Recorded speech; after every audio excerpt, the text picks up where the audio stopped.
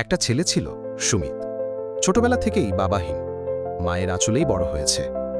মা ছিল দিনমজুর, নিজে না খেয়ে ছেলেকে পড়িয়েছে।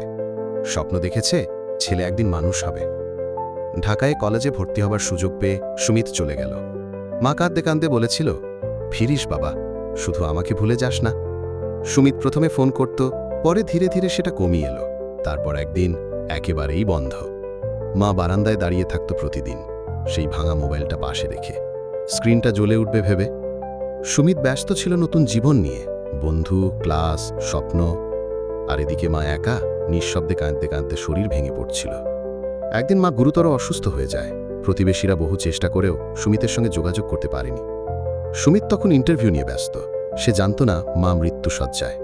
শেষ নিঃশ্বাসে মা বলেছিল, সুমিতকে বলিস আমি রাগ করে মরিনি, আমি শুধু আর অপেক্ষা করতে পারছিলাম না। সুমিত যখন ছুটে আসে ততক্ষণে মা আর নেই, শুধু একটা বিছানায় রাখা মৃতদেহ আর একটা পুরনো ডায়েরি।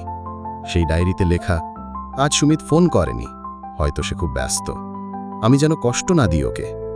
সুমিত পরে আরও এক কাগজ, নিজের পড়ার খরচ মেটাতে মা নিজের কিডনি বিক্রি করেছিল।